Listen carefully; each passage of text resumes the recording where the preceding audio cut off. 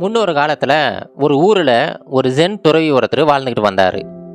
அந்த ஜென் துறவி எப்போவுமே பயணம் மேற்கொண்டுக்கிட்டே இருப்பார். ஒவ்வொரு ஜென் மடங்களாக போயிட்டு அங்கே இருக்கிற சீடர்களை பார்த்து பல விஷயங்களை பேசிக்கிட்டு இருப்பார். அந்த மாதிரி ஒரு சமயம் ஒரு ஜென் மடத்துக்கு போகிறாரு. அந்த ஜென் மடத்தில் நிறைய சீடர்கள் இருக்காங்க. அவங்க எல்லாருமே இந்த ஜென் துறவிக்கிட்ட நிறைய கேள்விகள் கேட்குறாங்க. இவருமே எல்லா கேள்விகளுக்குமே பதில் சொல்லிக்கிட்டே வராரு. அப்போது ஒரு சில சீடர்கள்லாம் எழுந்து, ஐயா, எங்கள் எல்லாருக்குமே ஒரு முக்கியமான சந்தேகம் ஒன்று இருக்குது. அது என்னென்னா, எப்படி எல்லா கஷ்டமான விஷயங்களையுமே ரொம்ப சுலபமாக செய்கிறது, அதுக்கு ஏதாவது வழிமுறை இருக்கா, இல்லை ஏதாவது ஒரு எளிய வழி இருந்தால் சொல்லுங்களேன் அப்படின்னு சொல்லிட்டு இந்த சென் குருக்கிட்ட அந்த சீடர்கள் எல்லாமே ஒரு கேள்வியை வைக்கிறாங்க.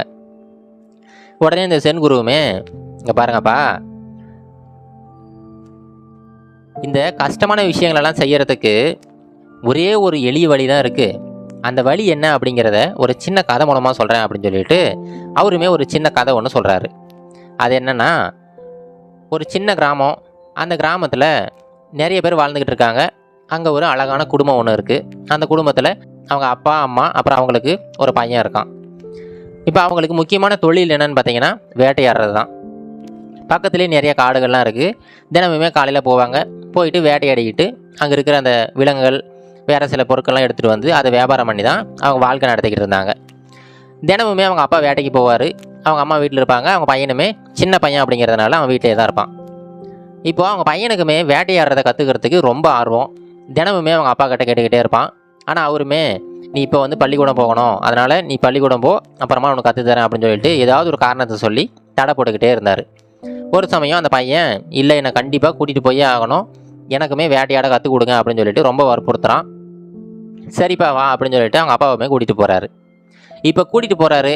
அது ஒரு அடர்ந்த காடு. அந்த காட்டில் பார்த்தீங்கன்னா நிறைய மிருகங்கள்லாம் இருக்குது. இப்போ இவங்க வேட்டையாடுறதுக்காக ஒரு சில மிருகங்களை தேர்ந்தெடுக்க சொல்கிறாரு. உடனே அந்த பையனுமே ஒரு சில மிருகங்களை தேர்ந்தெடுக்கிறான். உடனே அந்த பையன்கிட்ட வில்லையும் அம்பையும் கொடுக்குறாரு. கொடுத்துட்டு, இப்போ நீ வந்து அந்த விலங்கை குறி வைக்கணும் அப்படின்னு சொல்லிட்டு குறி வைக்க சொல்கிறாரு. இப்போ அந்த பையன் ரொம்ப கவனமாக அந்த விலங்கை வந்து அந்த அம்பினால் குறி வச்சுக்கிட்டு இருக்கான். அந்த சமயம் பார்த்தீங்கன்னா இவங்க அப்பா அந்த பையனுக்கே தெரியாமல் கொஞ்சம் கொஞ்சமாக விலகி ரொம்ப தூரம் போயிட்டாரு.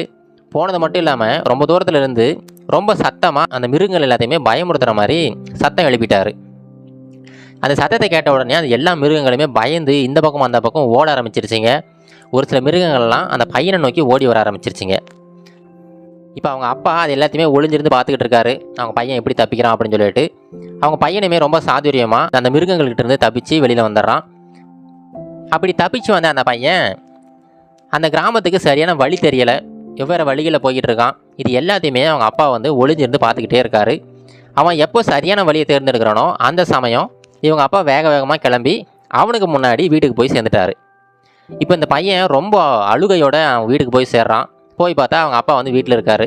அவங்க அப்பா கிட்ட, ஏன்ப்பா அப்படி பண்ணீங்க, நீங்கள் வர வேணான்னு சொன்னீங்க, நான் தான் வற்புறுத்தி வந்தேன், அதுக்காக என்னை வந்து அந்த மிருகங்கள்கிட்ட மாட்டி விட்டுட்டீங்களே, எனக்கு வந்து சரியான வழியே தெரியல, கஷ்டப்பட்டு தான் அந்த வழியை கண்டுபிடிச்சி இங்கே வந்தேன், ஏன் இப்படி பண்ணீங்க அப்படின்னு சொல்லிட்டு அழுதுகிட்டே அவங்க அப்பா கிட்ட கேட்டுக்கிட்டு இருக்கான்.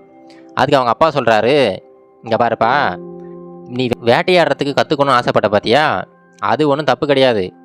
அந்த வேட்டையாடுறதுக்கான முதல் பாடமே இதுதான். நீ வேட்டையாடுறதுக்காக ரொம்ப அடர்ந்த காட்டுக்குள்ளே போயிட்டீங்கன்னா ஒரு சில மிருகங்கள் நீ துரத்திட்டு போக வேண்டி வரும். அந்த சமயத்தில் நீ வந்த வழியவே நீ மறந்துடுவ. அது மட்டும் இல்லாமல் அந்த மிருகங்கள்லாம் பயந்துருச்சுன்னா கண்டிப்பாக உன்னை தாக்கிறதுக்கு அதிகப்படியான வாய்ப்புகள் இருக்குது.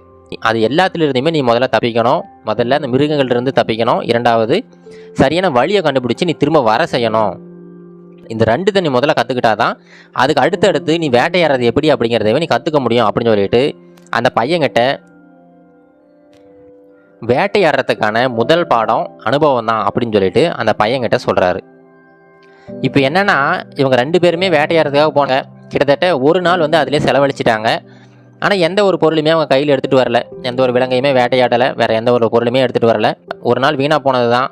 ஆனால் அந்த பையனுக்கு ஒரு நல்ல பாடத்தை ஒரு கற்றுக் கொடுத்துட்டாரு. எந்த ஒரு விஷயத்தையுமே நம்ம சரியாக செய்யணும் அப்படின்னா கண்டிப்பாக அந்த விஷயத்தில் பல தப்புகள் செஞ்சு அந்த அனுபவம் இருந்தால் மட்டும்தான் செய்ய முடியும் அப்படிங்கிற விஷயத்த அந்த பையனுக்கு கற்றுக் கொடுத்துட்டாரு. இந்த கதையை சொல்லி முடிச்சுட்டு அந்த சென் குரு அந்த சீடர்கள்கிட்ட, இந்த கதையிலிருந்து நீங்கள் என்னப்பா தெரிஞ்சுக்கிறீங்க, அவங்க அப்பா செஞ்சது சரியா தவறா அப்படின்னு சொல்லிட்டு கேட்குறாரு. இப்போது ஒரு சில சீடர்கள் இது சரிதான் அப்படின்னு சொல்கிறாங்க. ஆனால் ஒரு சில சீடர்கள் அவர் செஞ்சது தப்புங்க, அந்த மாதிரி காட்டுக்குள்ளார விட்டுட்டு வர்றது தப்பு தானே, அந்த பையனுக்கு ஏதாவது ஆயிருந்தா என்ன பண்ணுறது அப்படின்னு சொல்லிட்டு அவங்களுடைய கருத்துக்களையுமே சொல்கிறாங்க. இப்போது எல்லாருடைய கருத்துக்களையுமே கேட்டு முடிச்சுட்டு இப்போ ஜென் குரு சொல்கிறாரு, இங்கே பாருங்கப்பா, அவங்க அப்பா செஞ்சது 100% சரிதான். ஏன்னா அவர் அப்படி செய்யலை அப்படின்னா ஒவ்வொரு இடத்துலையுமே கூடயே இருக்க முடியாது அந்த பையன் கூட. அந்த பையன் நாளைக்கு தனியாக வேட்டையாட போக வேண்டியிருக்கும். அந்த சமயத்தில் அவங்க அப்பா கூட இருக்காரு அப்படிங்கிற தைரியத்தில் அவன் பாட்டுக்கு அவன் உள்ளே போயிட்டானா திரும்ப வெளியவும் வர முடியாது, மிருகங்கள்கிட்ட மாட்டிக்கிட்டா அவனுக்கு உயிருக்கே ஆபத்தாயிடும். இது எல்லாத்தையுமே கருத்தில் எடுத்துக்கிட்டு தான் அவங்க அப்பா ரொம்ப அருமையாக அந்த பாடத்தை அந்த பையனுக்கு சொல்லி கொடுத்துருக்காரு. இது நீங்கள் கேட்ட கேள்விக்குமே இதுதான்ப்பா பதில். அதாவது எந்த ஒரு கஷ்டமான விஷயத்தையுமே நீங்கள் ரொம்ப சுலபமாக செய்யணும் அப்படின்னா அதுக்கு முன்னாடி அந்த விஷயத்தை நீங்கள் பல முறை முயற்சி செஞ்சுருந்துருக்கணும். அந்த முயற்சி தோல்வியில் முடிஞ்சாலும் பரவாயில்ல, ஆனால் அந்த முயற்சி அப்படிங்கிறது கண்டிப்பாக பல முறையாவது நீங்கள் செஞ்சு பார்த்துருந்துருக்கணும். அப்படி பல முறை நீங்கள் முயற்சி செஞ்சீங்கன்னா கண்டிப்பாக உங்களுக்கு அதிகப்படியான அனுபவம் கிடைக்கும். அந்த அனுபவம் எவ்வளோ பெரிய வேலையாக இருந்தாலும் சரி, அதை ரொம்ப சுலபமாக ரொம்ப எளிமையாக முடிக்க வச்சிரும். இப்படி அனுபவம் இல்லாதவங்க என்ன பண்ணுவாங்க அப்படின்னா அந்த வேலை எப்படி செய்யறதுன்னு சரியாக தெரியாமல் அவங்க வலிமையை பயன்படுத்தி தான் செய்வாங்க. இதுக்கு நல்ல உதாரணம் பார்த்தீங்கன்னா, ஒரு பெரிய கல்லை நகர்த்தணும் அப்படின்னா கல் நகர்த்துறதுக்கான அனுபவம் இல்லாதவங்க என்ன பண்ணுவாங்க, அவங்க வலிமையை பயன்படுத்தி அவங்களுடைய மொத்த வலிமையும் பயன்படுத்தி அந்த கல்லை நகர்த்த பார்ப்பாங்க.